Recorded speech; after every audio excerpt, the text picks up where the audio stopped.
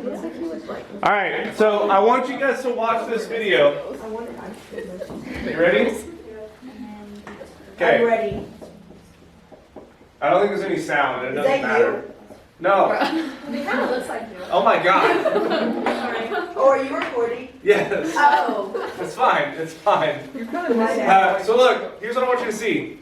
We have a ball, a hoop, and a cylinder. They're all the same mass, and they all have the same radius. You cool with this? Yeah. Okay. So what's going to happen is he's going to race all three of them down an incline. All right. So take 10 seconds and pick who you think will win. I think the sphere. I think the table. The ball. I think the disc. Ball. Is it 1000%. This Have you here. ever seen the incline? I think it's this. Because then the It's like, yeah. Let's No, use like this y'all go ahead and ball. talk about it. It's fine. Yeah. I think it's the ball. It's Oh, the I didn't ball. know. Or the cylinder. Because there's this. Oh, there's definitely not. Honestly, there's more errors. But why were the Egyptians not? Oh, Why not? spoiler alert. And I said, wow. All right, here we go. You ready? Yes. We're going to watch it. You may have seen it a moment ago. Oh, why is he talking like It's the ball. Thank you. It is the sphere, right? It's the sphere. Now, here's the problem with this. Listen, here's the problem with this. So, if I go back to energy, right? We used conservation energy before, right? And if I go back to energy and I say, well, energy bar charts and whatnot, at the top of the ramp, I have only gravitational potential energy, right? At the bottom of the ramp, I have only kinetic energy, right? Which means that for both of those situations, for every object, I should be saying mgh is equal to 1/2 mv squared, right? Yeah. Okay, now here's the deal. These m's cancel out. Now they're all the same mass, but that really shouldn't matter anyways. The m's cancel out, and so what I'm left with is gh equals 1/2 v squared. G is the same for all of them. H is the same for all of them. So v should be the same for all of them if this statement is true. Make sense? Yeah. So what that means is that this statement is clearly not true for this situation. Right? So I'm missing something. What we're missing is that there is another type of kinetic energy. So it turns out there's a translational kinetic energy, where something is just moving, in which case if these were all like cars on wheels, this would be true.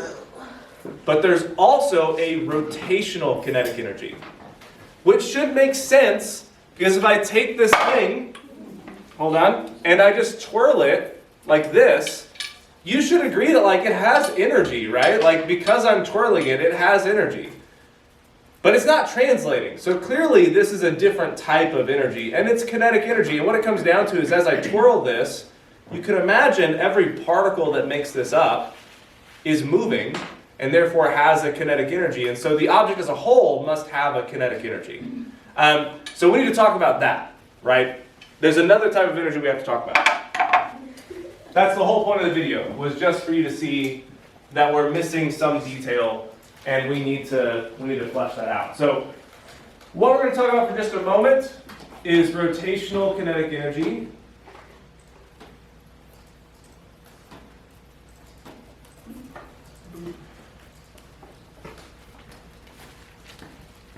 All right, jumping through, we don't need these things. Shut it. All right. OMG. Oh, I don't know what reference we're looking So what I've just told you is basically on this slide, right? So rotational motion is motion, and so it does make sense that there'd be kinetic energy associated with that, right? Like the way that we would ask, like the way we figure out, is there kinetic energy, is we would ask, is it moving, right? And if I take something and I spin it, and I asked you, is it moving? You would probably say, yeah, it's spinning, right? That's a type of motion. All the particles that make an object up have kinetic energy, and so the whole thing must have kinetic energy. Now, if I do the same thing that I've been doing and try to rewrite the kinetic energy formula, right? Kinetic energy was 1/2 mv squared, right there, right? So what's the rotational analog for mass? We just talked about it.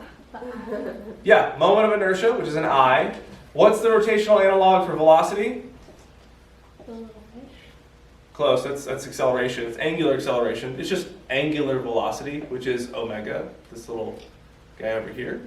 And so if I use that same kind of like, well, let's just try this, then I would have 1/2 I omega squared. And it turns out, yes, that works. That actually is equivalent to this statement here, because I is mr squared. And then if I square my velocity, I'm going to have rv, that's my conversion, rv, whole thing squared. So I have r squared v squared. The r in the velocity and the r on the mass, they cancel out. And I actually get that 1/2 I omega squared is the same thing, literally, as 1/2 mv squared. So there's your equation for rotational kinetic energy. So if I have an object that's rotating, it has kinetic energy, and here's how you find it. So if I were to go back to this situation here, I would say, yes, at the top, they all have gravitational potential energy. But now, at the end, they all have kinetic energy, but that kinetic energy is made up of two things. The kinetic energy is not just 1/2 mv squared. So let me actually clear some space here. I'm trying really hard to save Kayla's Christmas tree because I love it. So I'll force whoever comes in here next to erase that. So if I go back to my same thing here, I've got still mgh at the top, but that's equal to, now I've got translational kinetic energy and rotational kinetic energy. And so now I would solve this equation for all three, and because I is different for each object, that's why I get a different winner. Does that make any sense? Now, I was being lazy before. Let me show you that these are algebraically equivalent. If I have 1/2 I omega squared, this I is always some coefficient times mass times a radius squared. Cool? This, we learned from the other day, is always going to be R times V. We had this equation, omega equals RV, or so whatever. Or hold on, V over R. Because we had this guy, right? V equals R omega, therefore omega is equal to V over R. You cool with that? And that thing gets squared. You see what I'm saying? So now if I distribute this, then this is squared and this is squared. And these cancel out, and that's 1/2 mv squared. So it literally, this is kinetic energy. It's just the kinetic energy because the thing is rotating.